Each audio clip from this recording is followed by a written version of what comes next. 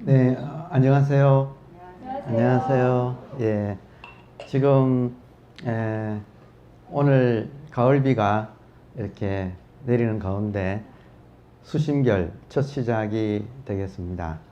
수심결은 아주 친절한 마음 공부 안내서입니다. 왜 친절한가? 수심결을 쓴 보조국사께서 친절하신 분이에요. 지금까지 보니까 거의 사람 따라가더라고요. 그 모든 글이나 이런 것이. 그래서 이제 수필에서도 에세이에서도 그 글을 보면 사람을 안다 이런 말을 하는데, 역시 수신결은 보조국사가 어떤 분인지, 얼마나 친절한 분인지 우리가 이제 느낄 수 있을 겁니다. 그래서 이런 이제 좋은 법석을 마련해 주신 여기 불교여성개발원 여기 원장님 계시고, 또 사단법인 지혜로운 여성, 그리고 위에는 명상 리더십 센터장님 계시고 해서 두루두루 보이지 않게 이런 분들의 외호하에 우리가 이런 좋은 공부하는 모임을 가졌습니다. 여러분 감사의 박수 한번 하고 시작할까요? 그리고 현장에는 일찍 이제 서울에 가까이 계신 분께서 좀 이렇게 모여 계시고, 지금 이 네이버 밴드로는 전국에서 이렇게 또 보고 계십니다. 그리고 지금 오늘 소식을 들으니까 저기 미국과 캐나다, 호주 이런 곳에서도 지금 실시간으로 지금 공부를 하고 계시다고 해서 반가운 일이지요. 좋은 세상입니다. 그죠? 전 세계적으로 이렇게 같이 공부를 할 수 있게 기술이 이렇게 발달됐네요.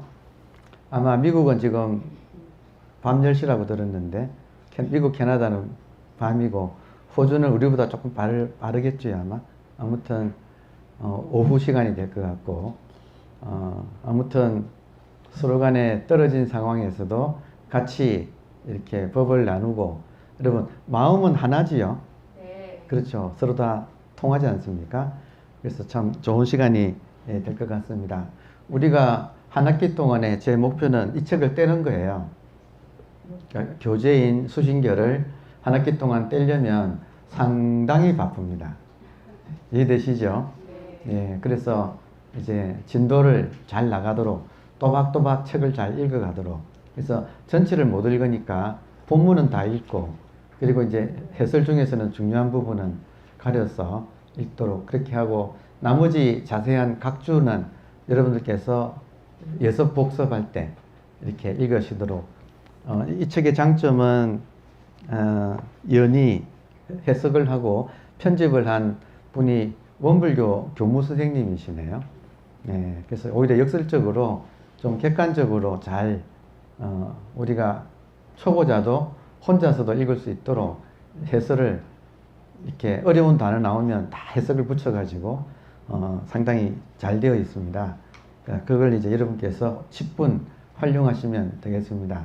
지금 오늘 우리가 이렇게 공부하고 있는 이 인연이 조금만 생각해 보면, 멀리로는 부처님의 보리수 아래에서 깨달으신 그 인연으로 해서 역대 조사가 또 법을 진리라고 하는 것을 전해왔고, 그리고 그 법이 인도에서 뭐 중국으로 한국으로 넘어와서 그 법 중에서도 제일 골자, 부처님의 깨달음의 골자, 그것이 혈맥이라고, 이렇게 달마 스님이 이걸 혈맥, 피의 맥이라고, 정법이죠. 정법.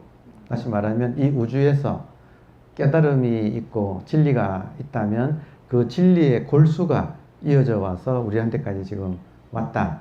그리고 우리나라는 지금 보조국사가 이렇게 지금 저기 성보사찰인 송광사 있죠. 조계산, 예, 송광사. 거기서 16국사를 배출할 때 그 모범을 보이신 보조국사가 이제 우리를 위하여 이렇게 수심결, 마음을 닦는 비결, 이 책을 이렇게 적어 주셔가지고 우리가 공부를 하게 되었습니다. 이 인연이 고맙지요, 그죠? 네. 예, 모든 인연이 모여가지고 지금 우리가 이제 이 공부를 하는 거예요. 자, 그러면 책을 이제 보면서 제일 먼저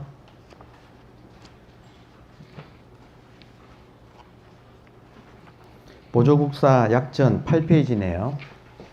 우리가 이 공부하면서 보조국사에 대한 약전은 알아야겠죠. 예. 그래서 보조국사 약전부터 보겠습니다. 성평부 조계산 수선사 불일 보조국사 비명을 보면, 수선사 할 때 사가 절사자가 아니고 모임사자예요. 이 말은 결사의 준말입니다. 결사. 사라는 말은 우리 한자에서, 여러분, 사라는 말은 우리 한자에서 조선시대에 종묘, 사직 그러죠. 종묘, 사직. 그러니까 조선시대 예를 든다면 이시왕조가 들었을 때 이 나라를 보호하는 두 명의 이제 신이 있는 거예요. 말하자면 한쪽은 조상신을 모신 게 지금 종묘예요. 서울에 지금 바로 우리 여기서도 얼마 떨어지지 않았죠. 그러니까 종묘에는 그 이시왕가 입장에서는 나라를 지켜주는 조상신을 모셔서 굉장히 웅장한 거 아시겠습니까? 종묘 할 때 정말 세계적으로 들어가면 벌써 기운이 쫙 이렇게 묵직하게 가라앉는 그런 기운이 있죠. 그리고 건물도 일렬로 쭉 이렇게 목조 건물이 굉장히 장엄하게 늘어서 있어서 우리가 종묘라고 하는 축이 있고, 그리고 앉은 자리에서 본다면 거기가 왼쪽이거든요. 동쪽. 그리고 서쪽에서는 사직단 아세요? 바로 옆에 가면 사직단이 있잖아요. 사직이란 말은 사는 땅의 신이에요. 직은 곡식의 신. 그러니까 종묘, 사직, 그러면 한 나라가 들었을 때 조상신과 땅과 곡식의 신을 모셔서 그걸 축으로 나라가 성립되는 거예요. 이해되시죠? 그래서 항상 옛날부터 우리 전통이 옛날부터 그 마을에 혹은 나라에 어떤 일이 생기면 사람들이 모여가지고 회의를 했어요. 그러면 회의하는 장소가 땅의 신이 있는 곳에 가서 사람들이 다 모였어요. 땅신을, 지신을 모신 사당이 있는 곳, 그 앞에서 마을 사람들이 다 모여가지고 회의했어요. 그래서 사에서 모인다고 해서 사회가 된 거예요. 그러니까 이거를 지금 영어 소사이어티라는 것을 번역하면서 원래 우리가 있던 사회, 사에서 모인다 하는 것을, 사에서 모인 사람들이 소사이어티다. 번역 잘했지요? 네. 그러니까 이 사가, 여기서 말하는 이 수선사라는 것은 선을 닦는 결사라는 뜻이에요. 다시 말하면 선을 닦는 모임. 그래서 절은 나중에 생긴 거고, 제일 먼저는 우선 결사가 먼저 결성되었다. 결사를 누가 했는가? 보조국사가 했다 이거예요. 그럼 어떤 결사인가? 선을 닦는 결사다. 그러면 보조국사가 12세기 분이니까 12세기에 그런 결사를 했는데 그것이 지금 다시 재현되고 있나요? 아닌가요? 있잖아요. 지금 우리가 왜 모였나요? 수선 결사하려고, 수선사 하려고. 이해되죠? 그러니까 어떤 특정한 지명이라기보다 선을 닦는 모임이 생기면 거기가 수선사. 지금 이해되죠? 이게 남의 일이 아니다 이거예요. 지금 이 전체가 다 내 일이다. 내가 지금 선을 닦으러 지금 모였다. 예. 다음에 국사는 1158년에 나서 1210년에 열반하였다. 그러니까 12세기는 고려시대죠. 그리고 이때 중국은 송나라도 북송과 남송이 있는데 남송. 예. 그래서 보조국사가 1158년에 태어나셨으면 생각해보면 보조국사와 관계가 가장 그 당시에 보조국사 당대에 여러분 보세요. 우리도 지금 우리 시대에 누가 가장 우리 시대를 대표하는 지성인인가? 혹은 우리 시대를 대표하는 영성가인가? 이런 생각을 해볼 수가 있죠. 시대 정신이라는 게 있잖아요. 그러면 보조국사가 이때 태어나서 살았던 고려시대 12세기 말기네요. 그러니까 이때는 고려를 지배하던 정신세계가 누가 리더였을까요? 고려라고 하는, 당연히 고려시대의 국교는 불교였죠. 그러면 그 불교 중에서 보조국사가 생각할 때 이 사람이 리더다, 정신계를 이끄는 분이다, 한 사람이 대해종고예요. 대해종고는 가나선을 창시한 분이죠. 대해종고가 언제 태어났냐면 1089년에서 1163년이거든요. 그러니까 보조국사보다 69년 선배예요. 그러면 이 말은 무슨 말이냐면 대종고가 창시한 가나선 수행이 고려에도 알려졌을 때다 이거예요. 같은 동시대면 조금 좀 그렇지만 약간 뒤잖아요. 그러니까 최신 문물인 가나선이 고려에도 들어왔다 이거죠. 그러니까 한국에서는 가나선을 이렇게 누가 받아들였는가? 보조국사가 받아들인 거죠. 그러니까 이제 그런 맥락에서 우리가 이 책을 읽으면 기존의 불교인 화엄경을 중심으로 하는 이런 기존 불교에서 최신 수행법인 가나선법까지 받아들여서 소화를 한, 자기 체험으로 소화를 한 입장에서 이 책을 썼다. 그러니까 굉장히 의미 있는. 근데 문제는 가나선 이후에 새로운 수행법은 거의 없어요. 가나선이 그러니까 최신 버전이에요. 수행법에서는. 그러니까 지금 이 책은 수행상에서는 불교 수행으로는 최신 버전을 정리를 한 것이다. 그러니까 우리한테 의미가 있는 거죠.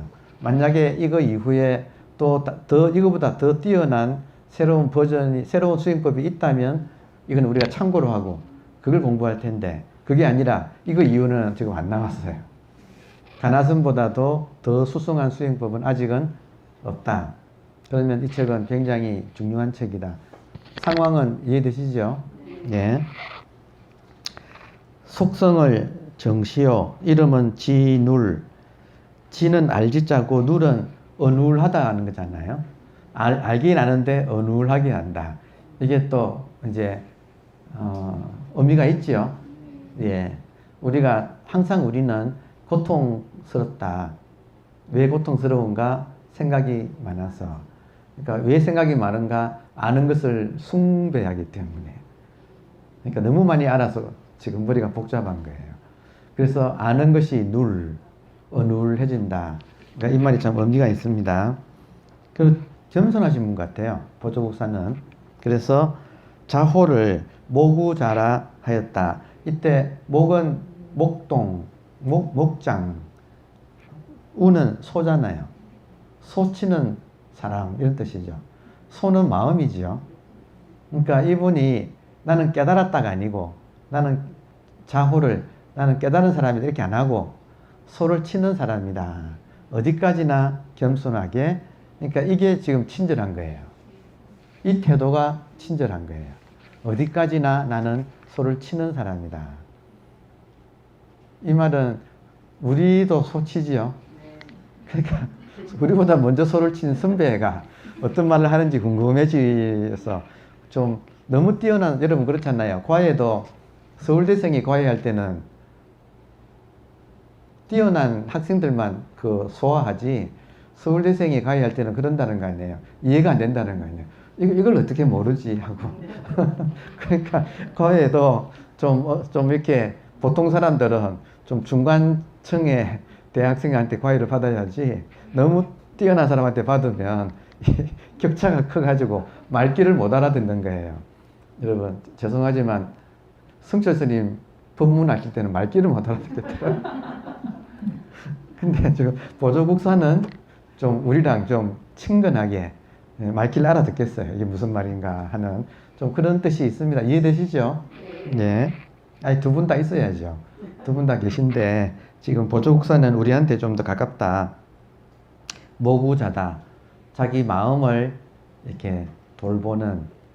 여기서 한 가지 힌트는 여러분, 마음을 돌보는 사람 이러면 마음하고는 마음을 바라봐야 되죠. 마음하고 약간 거리가 있잖아요. 소를 치려면, 마음을 닦으려면. 그러니까 우리는 마음을 닦는다. 이때 마음과 마음 닦는 것이 있다 이거예요. 우리한테. 그러면 마음은 현상이고, 사실은 이 돌보는 목동할 때 마음을 치는 사람은 우리들의 본질이에요. 그러니까 우리들의 본질이 우리들의 현상을 이렇게 다스리는 것. 그게 모구라는 말 속에 그런 함의가 숨어 있거든요. 그러면 우리 공부도 마찬가지예요. 먼저 자기 마음을 봐야 돼요. 항상 마음과 거리를 둔다. 일반인들은 이게 실력이에요, 실력. 마음에 관한 실력은 딱 간단해요. 마음에 관한 실력은 대개의 마음이라고 하는 것은 현상으로서의 마음은 생각과 감정이에요. 그러면 보통 사람들은 생각, 감정하고 떡이 되어 있어요. 이 말 이해되시죠? 네. 그리고 마음에 실력이 있다 이 말은 마음을 치는 사람이다. 마음을 치는 실력이 있다 이 말은 마음하고 거리가 있는 거예요. 그러면 떡이 되어 있는 사람은 생각, 감정이 금방 흔들려 버리는데 거리가 있으면 직접 흔들리는 것이 아니라 두고 본다 이거예요. 두고 보고 지혜로 판단을 하게 되는. 그러니까 그게 마음의 실력이에요. 이 마음을 친다, 모구. 무슨 말인가 우리가 이해되죠? 거리를 둬서 보고 바로 연동해서 흔들리는 게 아니라 바라보고 판단을 한다 이거죠. 그때 지혜가 나온다. 지혜가 어디서 나오는가? 우리 본성에서 나옵니다. 그러니까 지금 공부의 첫 단계에서 정견, 바른 견해, 정견이 중요한데 정견은 마음도 생각, 감정처럼 현상에서 움직여지는 마음이 있는 반면에 부동심, 움직이지 않고 그걸 바라보고 있는 본심. 그러니까 마음도 두 가지가 있는 거예요. 현상심이 있고 본심이 있는데 본심은 부동심, 현상은 생멸심. 그러니까 항상 생멸하는 것을 나는 생멸하지 않고 앉아서 지켜보고 있는 것. 이게 이제 마음 공부의 핵심이다. 따라서 마음이 두 가지, 일단 깨달으면 나중에 하나가 돼요. 깨달으면 하나가 되지만 우선은 시작할 때는 이걸 떼어서 보는 습관. 지금 소를 치려면 소와 떨어져야지 소를 잘 칠 수 있다. 너무 붙어 있으면 소의 발표 죽어요. 소 힘이 센 거 아시죠? 네. 지금 상황 이해되시죠? 네. 고려 서경 동주, 즉 황해도 서흥군 사람이다. 황해도 서흥군은 지금 황해도 개성하고 가까워요. 그러니까 지금 우리로 치면 서울에서 가까운 안양 사람이다 이 말이에요. 지금 상황 지금 느낌이 오지요. 고려시대라서 개성 출신이 아니고 개성하고 가까이 있는 서흥 출신이다. 제가 서흥을 왜 아느냐면 제가 여러분의 스승이 있는데 저한테 여러분의 스승이 있는데 그 중에 한 분이 김흥호 교수님이에요. 이화여대에서 종교철학을 가르쳤었던 김흥호 선생님이 서흥 출신이에요. 그러니까 이렇게 한 번 이렇게 존경하게 되면 어디 출신인까지 다 이렇게 조사하고 다 안다 이거예요. 그러니까 서흥 출신이에요. 아무튼 지금 보조국사가 그러시네요. 그의 아버지 광우는 국학의 학정이고, 국학이라고 하는 기관의 학정이면 지금으로 말하면 대학 총장 좀 되시네요. 국학의 학정이요. 어머니 조씨는 개흥군 사람이다. 국사가 탄생함에 병이 많아 여러 가지 약을 써보았지만 효험이 없으므로 부모가 부처님께 빌며 출가시키기로 서원을 올리니 신통스럽게도 병이 나았다. 드디어 8세에 조계 운손 종휘 선사에게 축발 소개하게 되었다. 하여튼 제가 아는 스님들도 아주 동진 출가 8살에 이렇게 출가하시는 분들은 다 병이 나가지고 병이 나서 집에 있으면 어차피 죽으니까 그 절에 보내가지고 부처님께 이제 그 해서 나오면 출가하는 거예요. 그러니까 제가 아는 아주 가까운 친한 스님도 동진 출가하셔서 그분도 그러셨거든요. 1182년 고려 명종 12년 국사 나이 25세에 성선 이제 스님 과거지요. 스님의 과거에 뽑혀 남쪽으로 가서 전라도 창평 청원사에 주석하던 중 하루는 육조 단경을 보다가 진여자성이 생각을 일으키는 것이라 육건이 비록 보고 듣고 깨닫고 안다고 하지만 만상에 물들지 않고 진성이 항상 자제한다는 데에 이르러 한편으로는 기뻐하면서 일어나 불전을 돌며 미정유의 취지를 얻음에 자족하고 명리를 실어하게 되었다.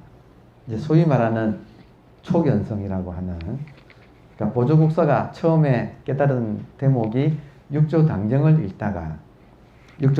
읽다가 한번 보겠습니다. 육조당경 구절이 진여자성. 자, 여기 여러분 이제 어쨌든 제가 여러분께 첫 시간이기도 하지만 이 불법의 기본 구조를 알아야 앞으로 진도가 나갑니다. 그러니까 불법의 기본 구조를 먼저 말씀을 드릴게요.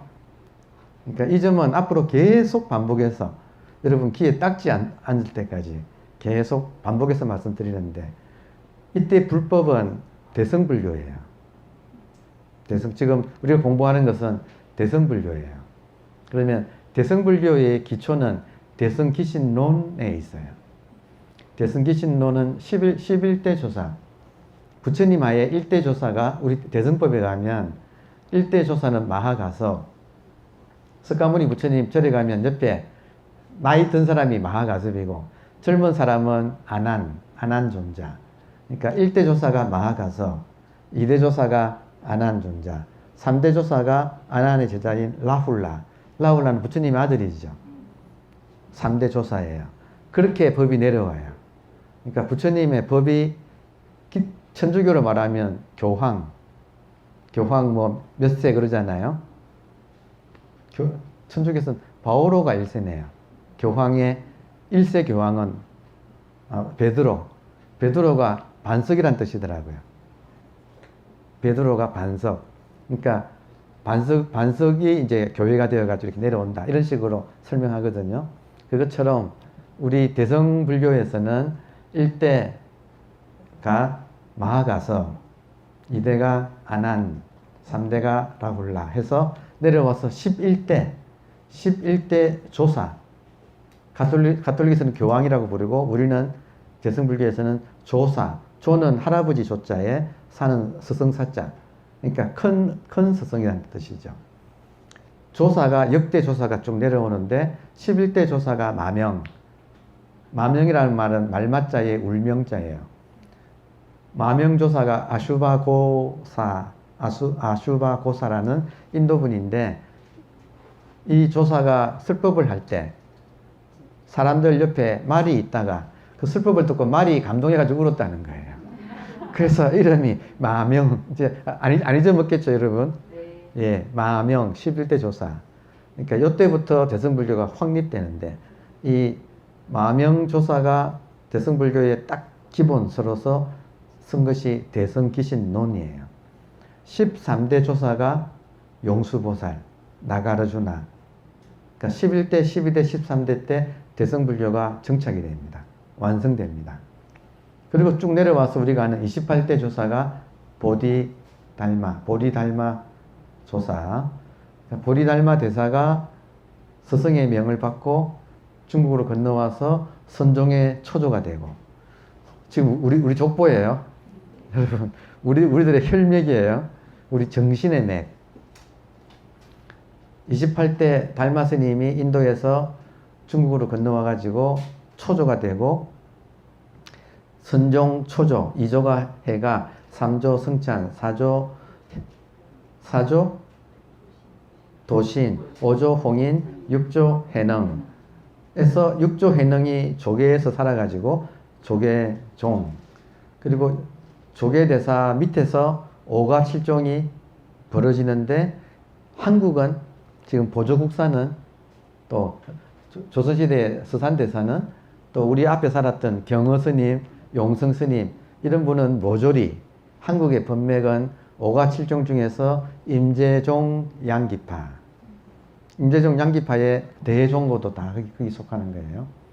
그러니까 임재종 양기파 법맥이 한국에는 와가지고 지금 우리한테까지 오는 거예요. 그러니까 우리 족보가 이제 그런 겁니다. 지금 종정 스님께서 77대인가 8대인가 그쯤 되거든요.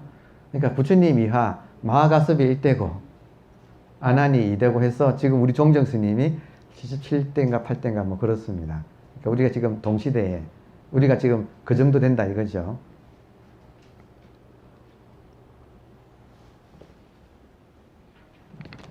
자, 그래서 대승기신론에 이렇게 딱 돼 있어요. 한마디로 말하면 일심 이문.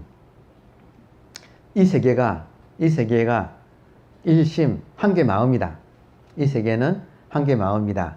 근데 이문, 두 개의 차원이 있다. 한 개 마음인데 두 개의 차원이 있다. 마치 동전이 하나인데 앞면 뒷면 있잖아요. 우리 손바닥이 하나인데 손바닥과 손등이 있잖아요. 이것처럼 이 세상은 마음 하나인데 이 마음이 두 가지 차원에서 작동한다. 하나는 본질의 차원, 하나는 현상의 차원. 대승기신론에서는 본질을 진여라고 불렀어요. 그래서 진여문, 진여의 차원, 그리고 현상을 생멸문. 그러니까 이게 지금 축이에요. 이 세계를 바라보는 깨달은 사람들이 역대 내려오는 가장 기본 컨셉, 이 세계에 대한 컨셉. 하나다. 하나인 것은 마음이다. 근데 그 마음이 본질로서 진실되어서 여는 자기 동일성을 유지한다는 뜻이에요. 여는 하나라는 뜻이에요. 자기 동일성을 항상 유지한다. 그래서 여를 두 번 하면 여를 세 번 하면 타타타. 노래 타타타 있었죠. 네, 그분들이 불교 신자여가지고 그렇게 곡을 그렇게 만드셨어요. 그러니까 진여, 이게 본질이다 이거예요. 그리고 현상은 항상 현상은 모양이 있어요. 진여는 모양이 없어요. 이것이 가장 기본적인 가르마예요. 모양이 없다. 하나는 모양이 있다. 모양이 있는 것은 모양이 있기 때문에 이것은 생멸해요. 모양이 있어서 모양이 있는 것은 전부 다 인연 따라서 나왔다가 돌아가는데 무엇이 그러는가? 다 한 개 마음인데 진여가 생멸하는 거예요. 그러면 우리 공부의 끝이 뭔가? 여러분, 우리 공부의 최종점이 뭔가? 출발점이 최종점이에요. 그 사이의 공부는 뭔가? 출발로 돌아오기 위해서. 시작부터 이제 믿어야 돼. 그러니까 적어도 이런 혈맥과 인연된 사람들은 이제 이 깨달은 분들이 하는 말씀을 일단 믿고, 그리고 이해하고, 그리고 수행을 해서 아 그렇구나 하고 증명하는 거. 이게 화엄경의 체계죠. 신, 해, 행, 정이라 그러죠. 그러니까 요거 하기 위해서 처음부터 초발심시 변정각인 거예요. 그러니까 이 말을 알아들으면 바로 이게 깨달음이다 하는 거죠. 그 나중에 깨달을 때 뭘 깨닫는가? 일심이문을 깨닫는 거예요. 그러니까 처음부터 출발점도 일심이문. 한 개 마음인데 두 가지 차원에서 작동한다. 마지막에도 일심이문. 그러면 일심이문이 이제 그 과정은 무언가? 내 몸에 체화되는 과정이에요. 체화는 뭐예요? 경험이 되어가지고 내 것이 되는, 소화가 되는, 그래서 나의 피와 살이 되는. 그러면 일심이문이 체화가 되면 어떻게 되는가?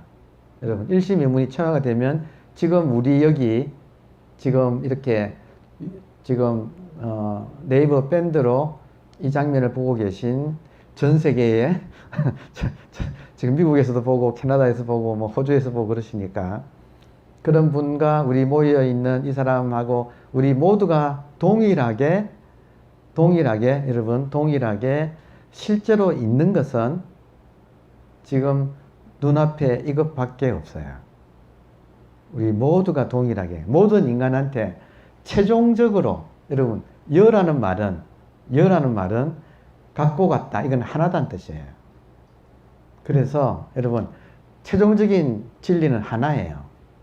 그러면 하나가 되려면 여러분 쉬운 게 둘이 생기면 그 중에서 버릴 수 있는 것과 버릴 수 없는 것이 있을 거예요. 그래서 하나씩 버려가는 거예요. 하나씩 버려가면 최종적으로 남는 것이 그게 진리라는 거예요. 이거 그래서 우리 공부는 더하기가 아니고 빼기예요. 그래서 계속 버려가서 버릴 수 없는 마지막 최종적인 것 하나 그게 진리예요. 그러면 지금 우리한테는 버릴 수 없는 것이 지금 저한테는 지금 이 수업이 버릴 수가 없네. 맞아요? 네. 다른 말로 하면 조금 전에 부처님과 마하가섭과 아난존자와 라훌라와 마명조사와 용수조사와 뭐 달마 스님과 육조인행 스님과 뭐 임재 스님과 양기파의 양기 스님과 뭐 제가 쭉 말했잖아요. 지금 보조국사까지 포함해서 이분들을 버릴 수 있어요? 아니면 이분들하고 우리가 지금 있다고 치면 부처님하고 역대 조사가 지금 요 옆방에 계신다고 치면 마지막으로 버릴 수 있는 것이 이걸 버릴 수 있어요? 저걸 버릴 수 있어요? 저걸 버려야 되잖아요. 제가 지금 중요한 이야기 하고 있는 거예요. 항상 진리는 지금 이것이에요. 이거 하나예요. 근데 이것이 어떻게 구성되었는가의 문제인 거예요.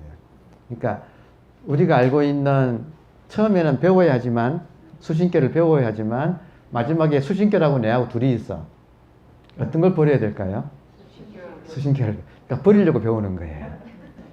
이 책은 다 읽으면 수신께를 버려라 이렇게 결론이 나는 거예요. 이해되세요? 네.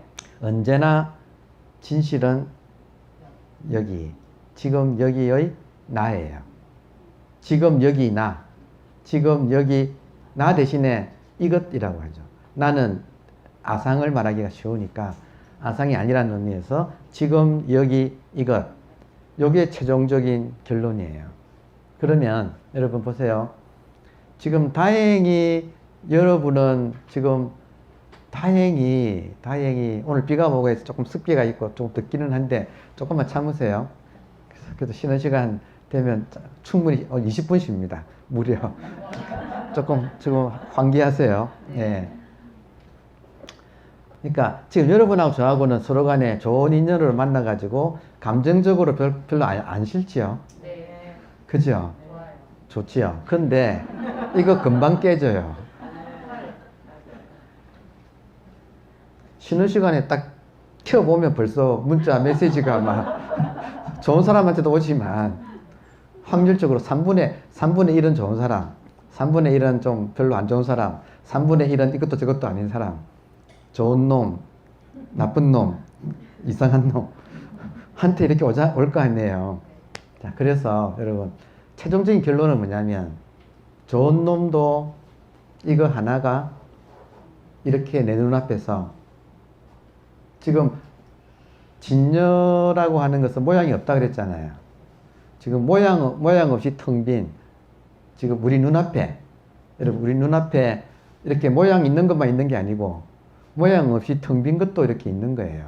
그래서 많은 깨달은 분들이 허공 이걸 이제 법신불이라고도 해요. 법신불이라고도 해요. 이름을. 그러면 법신불은 허공과 같다 이런 말 하시죠. 그죠? 많이 들었죠? 지금 우리 눈앞에 허공처럼 이렇게. 근데 물리적으로 아무것도 없는 빈 허공이 아니에요. 우리 눈앞에 이렇게 허공이 있긴 있는데 이것이 맹탕 허공이 허무의 허공이 아니야. 생명으로 가득 차 있어요. 지금 우리 눈앞에 이렇게 있는데 생명으로 이게 꽉 차 있어요. 맞지요? 네. 에너지로 꽉 차 있잖아요.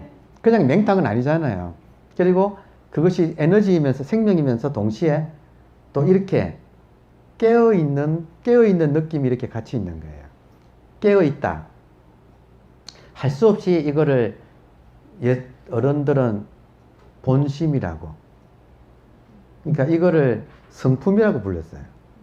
깨어있는 이것을. 그래서 깨어있는 성품이라고 해서 각성. 그러니까 텅 비어 있어서 공성.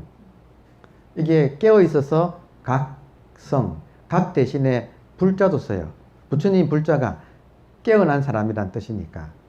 깨어있는 성품이라고 해서 불성이라고도 해요.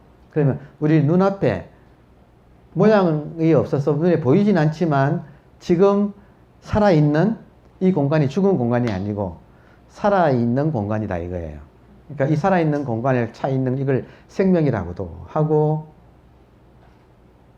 불성이라 깨어있다고도 하고. 그러니까 서양에서는 이걸 또 서양 사람들은 아주 단도직입으로 솔직해요. 그래서 깨닫고 보니까 지금 이렇게 살아있는 게 깨달음인 거예요. 그러면 이걸 뭘로, 지금 내가 살아있어. 이걸 뭘로 표현할까? 자기들이 쓰는 말로는, 서로 의사소통할 수 있는 말로는 이거 깨어있음. 영어로는 awareness. 깨어있는 거. awareness를 번역하면 뭐시기예요? 그러니까 awareness라고 하든지 consciousness라고 하든지 깨어있는 이거. 여러분 그냥 깨어있는 이것. 지금 이 순간 지금 여기에 깨어있는 이것이 요 물질만 있는 게 아니고 여기에 깨어있는 것이 지금 같이 있죠. 몸은 물질이잖아요. 몸이 물질인데 물질만 있으면 죽은 세계잖아요. 지금 살아있는 세계잖아요. 뭐가 살아있는가? 생명이 있다. 그 생명의 특징은 깨어있는 거예요. 그래서 깨어있는 것을 서구에서는 그냥 단도직입으로 그냥 의식이라고 해요. 근데 의식이라고 하면 잘 알아들어요. 왜냐? 지금 우리가 서구어를 쓰고 있어서. 지금 우리가 쓰는 말은 서구어예요. 아까 사회라는 말을, society라는 말을 번역하면서 사회라고 했듯이 지금 우리가 쓰는 많은 언어는 서구어예요. 의식이라는 말도 서구어예요. 서구의 consciousness를 번역할 때 불교 용어인 의식을 가져다가 그렇게 번역을 했다 이거예요. 그래서 지금 하여튼 우리는 지금 여기서 최종적으로는 여러분, 지금 여기밖에 없다. 이거 동의되시나요? 동의되자마자 까먹어요. 왜냐? 생각이 또 여기를 즉각도 습관 따라 여기만이 리얼리티인데, 실제인데, 우리가 실제에서는 못 살고, 생각의 습관에 의해서 과거, 미래, 동서남북을 쏘다니는 거, 집 나간다 그러거든요. 그 집 나가면 X고생. 그리고 거지, 집 나간 왕자가 집을 나가서 거지가 된다. 왕자와 거지라는 마크 트웨인의 그 소설가 영화도 있잖아요. 이게 다 우리 이야기거든요. 자, 그러니까 지금 여기서 보세요. 마지막에는 일심이문이다. 통틀어서 한 개 마음이다. 지금 눈앞이. 어디 이론이 아니라 실제로 있는 건 눈앞밖에 없다 이거예요. 지금 여기다. 지금 여기에서 진녀는 모양이 없다. 모양이 없어가지고 이렇게 깨어있는 거예요. 그러니까 이것을 이렇게 깨어있는 것이라고 하는 여기서 말귀를 알아들을 수도 있고, 보세요. 제가 지금 여기에 물질이 아닌 깨어있는 것이 있는데 이건 모양이 없어서 볼 수는 없습니다. 해서 즉각 알아들으면 바로 통하는데 저랑. 여기서 여러분이 뭐지? 하면 벌써 생각 속으로. 그러니까 뭐지? 해서 생각 속이, 여러분, 생각 속이 무명이에요. 생각 속이 무명이다. 우리는 습관적으로 생각을 일으켜서 그 속으로 기어 들어간다. 이게 지금 습관화되어 있다. 그래서 생각하지 못하게 만드는 게 사실은 이렇게 가르침이라는 거예요. 이 공부는. 근데 여러분 죽으라고 생각을 하시거든요. 그러니까 자꾸 깨우는 거예요. 자, 그래서 첫날이지만 마지막 날 제가 뭐라고 할 거냐면, 그래서 12주를 다 해가지고 석 달을 다 마치고 마지막으로는 뭐 하자는 거냐. 일상에서 잘 살자는 거잖아요. 그럼 일상에서 잘 사는 건 한마디로 말하면 생각에서 나오는 거예요. 결론은 생각이 어둠이에요. 어둠, 무명. 생각에서 나와서 살자는 거예요. 생각에서 나오면, 여러분, 지금 비가 오니까 하늘에 구름이 많죠? 구름 위에 태양이 있나요, 없나요? 태양도 있고 푸른 하늘도 있지요? 그러니까 비 오는 데서 살지 말고 한번 생각 밖으로 나가자. 어렵습니다. 여러분, 굉장히 어렵습니다. 왜냐하면 태어나서 지금까지 생각 속에서 살았어요. 지금도. 그래서 나오기 어렵습니다. 그러니까 무진 애를 써야 돼요. 제 생각에 12주 가지고는 안 될 확률이 높아요. 그렇지만 이거 안 하니까 하면 되잖아요. 그래서 이거예요, 여러분. 이상하다. 새마을 운동 지금 나온 것 같다. 손 이렇게 하시고 하면 된다. 이거거든요. 안 해요, 그런데. 그러니까 하시라고. 뭘 하느냐? 그래서 뭘 하느냐? 차렷을 우리는 정신 차린다 이런 말 하죠. 차렷하면 생각에서 나와요. 군대에서 왜 차렷하는가? 얼차렷 이러거든. 얼 빠져 있었을 때 차렷하거든요. 얼 빠져 있다는 말은 생각 속에 들어갑니다. 그러니까 군인들이 지금 당장 뭔가가 일사불란하게 돌아가야 되는데 못 돌아가는 것은 각자가 자기 생각에 빠져 있으면 이게 통솔이 안 되잖아요.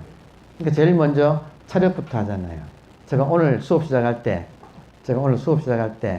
여러분 차렷부터 시켰거든. 왜냐하면 먼저 오는 사람이 앞에부터 채워 앉으세요 했잖아요. 제가 그렇게 이야기하는데 비어 있잖아요. 그러니까 참 말 안 듣죠, 여러분. 제일 앞에 빠져 있어. 이빨 빠진 것처럼. 그래도 또 이빨 빠지는 것도 하나의 무엇인가요? 그러니까 지금 여러분 아시겠죠? 제가 빠진 자리 두지 마세요. 참선 공부는 딴 게 아니고 자기 마음을 닦는 겁니다. 마음 닦는 것은 이런저런 말을 듣는 게 아니고 지금 자기 주변을 살펴서 내가 해야 할 일을 하는 것입니다. 지금 여러분이 법회에 참석했으면 법회에는 반드시 여러분 법회하면 뭐 하죠? 청법가 하고요. 법회의 조건이 청법가를 하고 삼배를 하는 거예요. 옛날부터 그랬어요. 왜 그렇습니까? 법을 존중하기 때문에. 법이 귀하기 때문에. 그러니까 지금 여러분께서 청법가를 하시고 삼배를 한 다음에 제가 입을 뗄까 말까 해야 되는데 법이 너무 싸져가지고 지금은 막 하잖아요. 그런데 세월이 많이 좋아져가지고 모든 중간에 이런 허례의식을 사실은 이렇게 치우고 하지만 기본 정신마저 놓치면 안 되는 거죠. 그러니까 지금 이제 이야기가 옆으로 왔지만 하면 된다. 안 하더라 그러니까요. 그러니까 지금 만약에 여러분 지금 제가 이 공부는 딴 게 아니고 생각에서 나오는 겁니다 할 때 소가 검은 소가 흰 소가 되거든요. 소를 치면 소가 검은 소가 흰 소로 바뀌거든요. 그러면 이때 우리가 소라고 할 때 소의 정체의 핵심은 초보자한테 소는 생각이에요. 모구라는 말은 생각을 컨트롤한다는 뜻이에요. 아주 간단한 거예요. 생각을 컨트롤하는 게 모구예요. 그러면 지금 여러분께서 이제 이 수업이 끝나고 일주일 뒤에 만나잖아요. 그러면 제가 당부드리는 것은 여러분한테 일주일 뒤에 그냥 오지 마시고 일주일간 수행을 하세요. 일주일간 수행을 하세요. 어떤 수행인가? 모구 하세요. 그러면 모구를 어떻게 하느냐 하면 너무너무 여러분은 언제 수행합니까? 라는 말이 필요가 없어. 왜냐하면 항상 생각이 덮치니까. 여러분 24시간 잠잘 때도 꿈을 꾸고 하여튼 24시간 덮치니까 언제 수행합니까? 이런 말은 필요가 없는 거예요. 있으면 와 너무 좋죠. 수행하기 너무 좋죠. 이해되시죠? 앉아 있으면 자기도 모르게 생각이 와서 덮쳐요. 생각이 덮어서요. 생각에 덮어 씌워지면 영가라 그래요. 죽은 영가만 있는 게 아니고 산 영가. 그러니까 요즘 젊은 사람들 말로 하면 좀비가 되는 거예요. 생각이 덮어 씌워지면 좀비예요. 그러면 그 상태가 되면 수행자라면 어두워지거든요. 어두워진다는 말도 이해되세요? 생각에 빠지면 어두워지거든요. 그러면 어두움에 예민한 거예요. 지금 우리는 빛의 아들, 딸이야. 빛의 자손이라서 뭔가 어두워지면 불편해. 빨리 알아차리고, 아, 생각이 지금 왔구나. 그래서 생각을 봐야 되죠. 그리고 차렷하는 거죠. 차렷하면 어느새 지금 여기 깨어있는 이 상태로 돌아오는 거죠. 그러니까 군인들은 차렷이에요. 근데 이 차렷을, 이 원리를 제일 먼저 확실하게 알아챈 분이 원효대사예요. 우리 결의의 스승. 그러니까 원효대사는 우리들로 하여금 차렷이란 말 대신에, 그때는 차렷이란 말 안 했겠죠. 차렷은 좀 군대 말 같죠. 젊은이들한테는 금방 알아들을 거예요. 차렷 그러면 벌써 돌아오지요. 여러분 차렷 그러면 돌아오지 않나요? 어디로 돌아옵니까? 지금 여기 깨어있는 이 상태로 돌아오죠. 근데 이것을 원효 스님은 관세음보살이라고 이걸 불리는 거예요. 그래서 우리 어머니들은, 우리 어머니 아버지들은 평생 그 많은 세월 동안 생각에 빠지면 괴롭거든요. 그럴 때는 관세음보살 하면 이리로 돌아오죠. 그러면 지금 여기에 깨어있는 이것의 이름이 관세음보살이에요. 지금 여기에 깨어있는 이것의 이름이 관세음보살이에요. 그러면 관세음보살이 항상 자기하고 같이 있을까요? 떨어져 있을까요? 같이 있죠. 원리적으로 그렇잖아요. 그러면 집 나간 정신이 관세음보살 하면 이리로 돌아온다. 어디로? 지금 여기 이것으로. 이것은 깨어있는 거. 지금 여기 깨어있는 상태. 이리로 돌아온다 이거예요. 그러니까 요게 본질이에요, 여러분. 관세음보살이 본질이에요. 이 본질이 우리한테 항상 있어요. 좋은 소식이죠. 좋은 소식이죠. 그렇지 않나요? 이걸 기독교에서는 성령이 우리와 언제나 함께 있다. 임마누엘 그래요. 임마누엘. 성령이 언제나 나와 함께 계시다. 이걸 임마누엘이라고 불러요.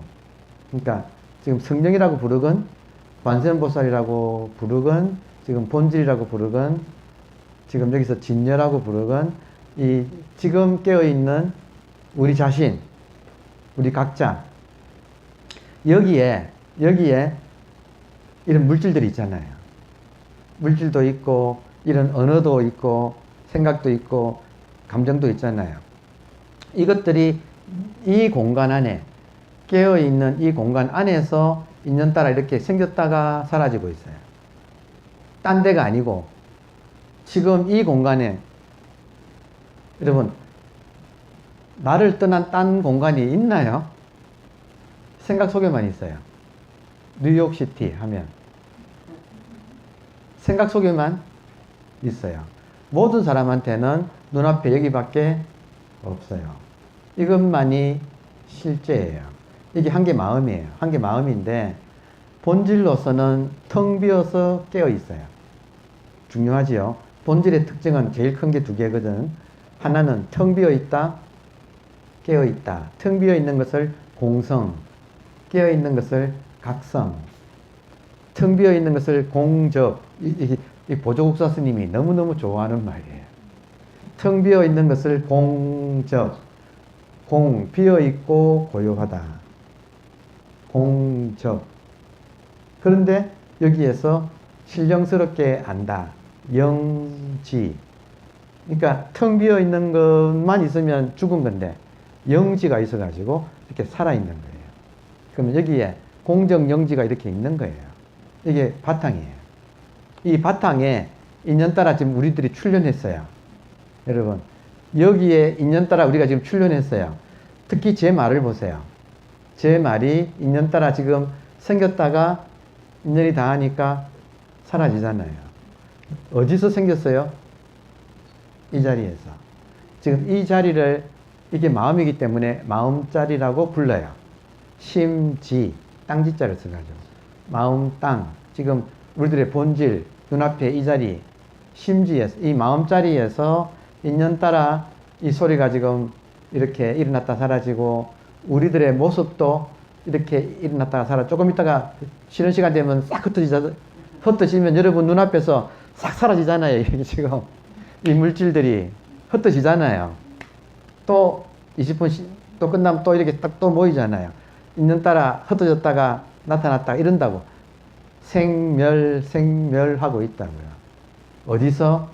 텅 비어 있지만 깨어 있는 눈앞에 이 마음자리에서 삼라만상이 생멸하고 있다. 이게 실상이다. 모든 깨달은 사람한테는 이것이 유일한 실상이에요. 그러면 이 전체를 마음이라고 불러요.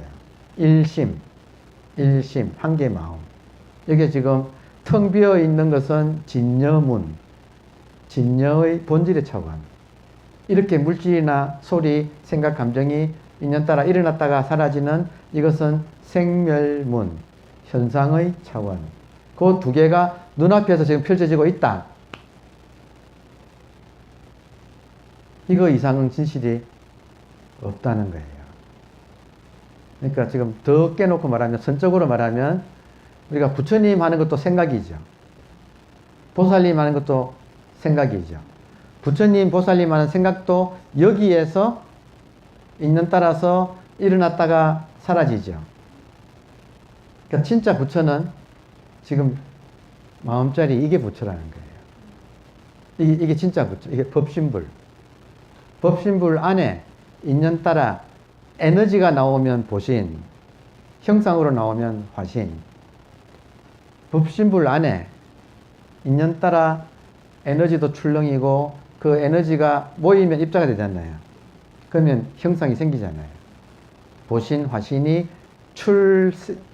생멸, 출몰, 생멸하고 있다. 이게 이 세상의 지금 진실이다. 요게 지금 모든 공부의, 대승불교에서는 공부의 출발점이에요. 그래서 이 점을 근거를 하면 이해가 쉽게 되고, 이거를 모르면 생판, 무슨 말이 그 말이고, 그냥 계속 헷갈리는 거예요. 그러니까 처음부터 가르마를 타고 들어가야 돼요. 가닥을 타고 들어간다. 심은 전체 하나를 말한다. 심은 전체 하나. 이 중에서 진여심이 있고 생멸심이 있잖아요. 한 개 심이 두 개의 차원에서 움직이잖아요. 진여심을 성품 성자라고 쓴다고요. 지금 계속 이 말 나옵니다. 같이. 그러면 이거 모르면 헷갈립니다. 그러니까 한 개 심인데 본질로서는 성품이라고 불러요. 그래서 이걸 본심이라고 불러요. 본심. 본질의 마음. 본심은 이꼬르 성품이에요. 이 성품은 내한테 있어서 자성. 육조 해능은 육조 단경에 100번 넘게 이 말을 해요. 자성불. 자성, 내한테 있어서. 이 성품이 내한테 있어서. 그리고 이게 깨어 있어서 불성. 그리고 이 모든 법의 본질이라서 법성.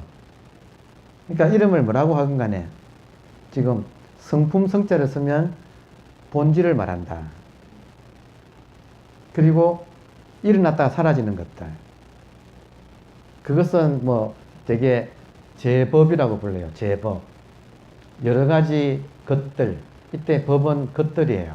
법의 분류적인 용어는 뭐냐면 인연 따라 생기는 것을 인연 따라 연기되어서 생기는 것을 법이라고 해요. 그러니까 법이라는 말이 우리 공부의 결론이에요. 법이라는 말 하나만 알아들으면, 법이라는 말, 이 말을 하나만 알아들으면 우리 공부는 끝나는 거예요. 법에는 세 가지 뜻이 있어요. 법의 첫 번째 뜻은 일심이 법이야.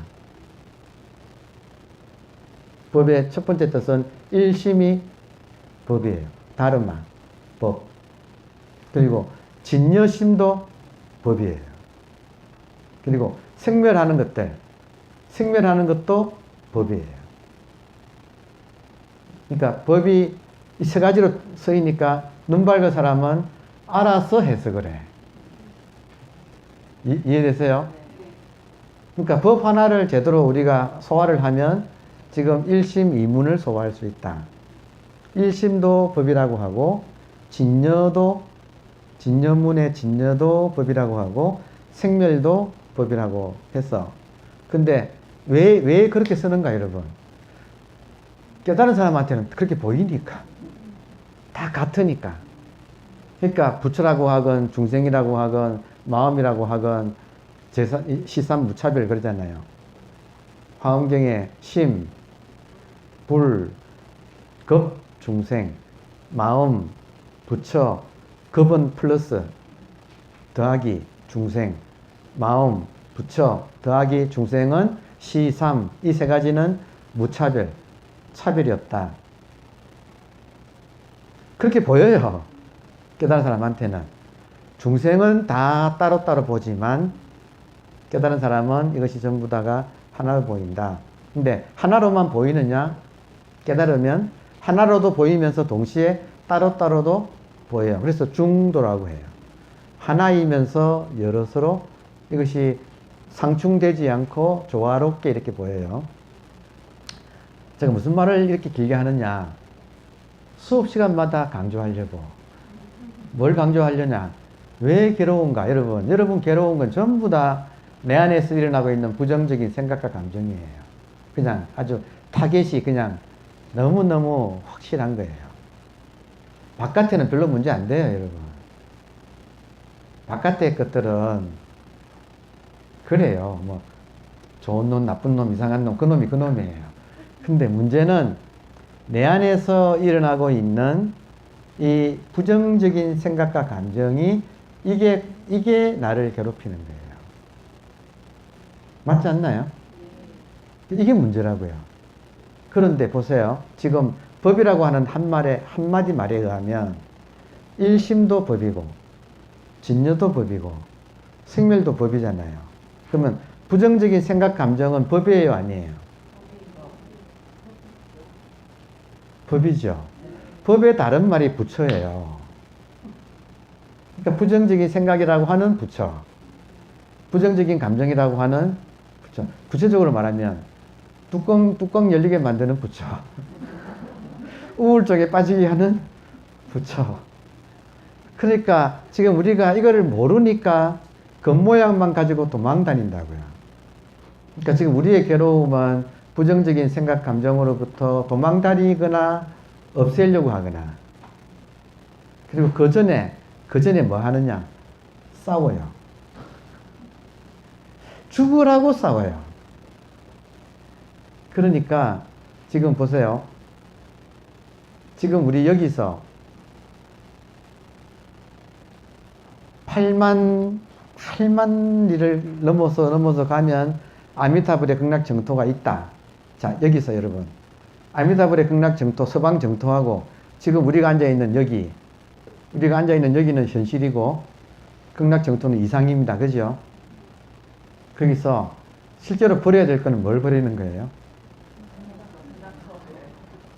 근데 사람들이 이걸 버리려고 길을 쓰고 이걸 버리고 거기 가려고, 여러분 그거 없어요. 그러니까 디비 쪼고 있는 거예요. 지금 우리가 이걸 지금 빨리 차려야 된다. 그러니까 이 공부는 이거 결론 이거 하나예요. 현실이 있는 이대로 못생겼지만 불만족스럽고 뭐 부정적이잖아요. 그래서 이거를 극복하려고 긍정적인 이상세계를 만들어 놓고 여기는 부정하고 그걸로 가려고 하잖아요. 그게 모든 지금 우리를 속이는 사기 집단이 우리를 속여서 지금 하고 있는 그 모습 아닙니까? 잘못됐다 이거예요. 실제로 있는 것은 여기밖에 없고 여기에서 일어나는 온갖 것들은 본질이 일어나는 거예요. 그러니까 이거를 첫 시간부터 계속 두드릴 수밖에 없다. 이것만 알아들으면 고통이 해결되니까. 그러니까 지금 나로 하여금 괴롭게 만드는 내가 사기당하고 혹은 내가 차이고 돈 뺏기고 그리고 뭐 해서 이놈 저놈 인연 전연하고 막 지금 안에서 그냥 한번 그런 일이 생기면 그냥 안에서 난리가 나잖아요. 그렇지 않습니까? 그게 괴로움 아닌가요? 이거를 우리가 실상의 눈을 뜨면 왜 이 괴로움이 왜 찾아오는가? 정신 차리라고. 정신 차리라고. 그러니까 역행보살들이에요. 보살은 보살인데 내가 말을 좋은 말로 하면 안 들어. 그러니까 따끔하게 나를 때려주는 역행보살들이에요. 아니 실상이 그래요. 그러니까 지금 우리가 신 믿고 해 이해하고 행 수행하고 정 깨달아서 결론이 뭐냐? 결국은 다른 것이 아니라 타겟은 우리 마음에서 일어나고 있는 부정적인 생각과 감정이에요. 그러니까 얘네들이 모양은 부정적이지만 본질은 이 하나가 이렇게 드러나서 모든 것이 아미타불의 나툼이다. 이 말 들어보셨죠? 모든 것이 아미타불의 나툼이다. 모든 것이 성령의 역사다. 이런 말 듣잖아요. 이때 모든 것에 이 부정적인 것이 포함됩니까? 안 됩니까? 되죠. 근데 우리는 부처님 말 안 믿잖아요. 모든 경전에 이렇게 이야기를 하고 있는데 일체 제법이 아미타불의 나툼이다라고 말하고 있는데 내 안에서 일어나고 있는 이 싫은 생각과 감정을 나는 없애려고 그렇게 길을 쓰잖아요. 그러니까 완전히 거꾸로 지금 공부를 해왔다. 이거 하나 바로 잡으면 당장 삶이 달라져요. 처음에는 실력이 없어요. 처음에는 실력이 없어. 그러나 이런 말을 듣고 믿음이 생기면, 아니 역대 부처님과 조사들이 거짓말했겠어요? 우리가 불교 신자라면 입에 달고 사는 모든 것이 아미타불이 나툼이라고 한다면 그 말을 조금이라도 우리가 알아듣는다면 일어나는 모든 것이 아미타불이에요. 얼마나 반가워요. 가만히 있어 일어나잖아요. 시도 때도 없이 아미타불이 찾아오는데 그게 아미타불인 줄 모르고 우리는 없애려고 한다는 거죠. 그거로부터 도망다니고. 지금 그거 하나예요. 고통이라는 것은. 그러니까 이거를 이제 알아차리고 믿고 이해하고 그리고 수행해 보니까 아 그렇구나. 진짜 그렇구나. 그러면 아침에 눈 뜰 때 설레요. 아미타불이 여러분 아미타불이요. 찬란한 모습으로만 나타날까요? 그러면 재미없어요. 별의별 모습으로 다 나타나는 거예요. 그러면 내 눈이 모양에만 속지 않으면 모양이나 음성으로 나를 찾지 말라 그러잖아요. 부처님께서. 모양에만 속지 않으면 어떤 것이 와도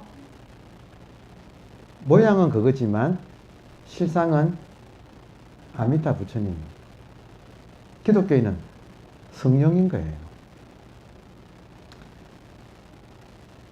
파리바게트에 수많은 빵이 다 밀가루를 만들어졌습니다. 맞나요? 우리 여기 파리바게트에 수많은 생각, 감정이 온갖 제품이 다양하지요. 나는 그 파리바게트 가보고 놀래요.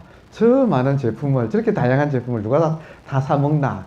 밤에 가면 다 떨어져 있어요.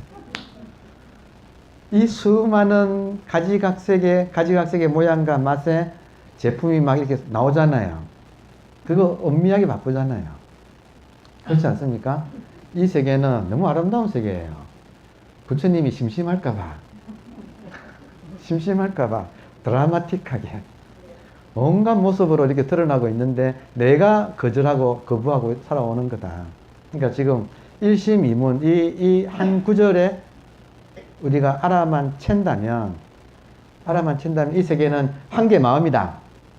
한 개 마음인데 눈앞에 텅 빈 채로 깨어있는 본질이 있고 이 본질에 있는 따라 수많은 형상이 색, 수, 상, 행, 식 몸과 정신작용, 마음 이 몸과 마음이 눈앞에서 이렇게 생겼다가 사라지고 있는 것. 그러니까 이 사실을 우리가 바로 본다면 부처님이 법신불이 이렇게 계시고 여러분 우리가 법신불 속에 살아요 안 살아요? 우리가 어디서 살아요? 떠날 수 있어요? 여기서 오만 경험을 하는 거죠. 이 경험이 내가 기꺼이 긍정적으로 받아들이기만 한다면 얼마나 아름다운 세상입니다. 이게 지금 일심이문이에요. 20분간 휴식을 하고 다음에 진도 나가겠습니다. 감사합니다.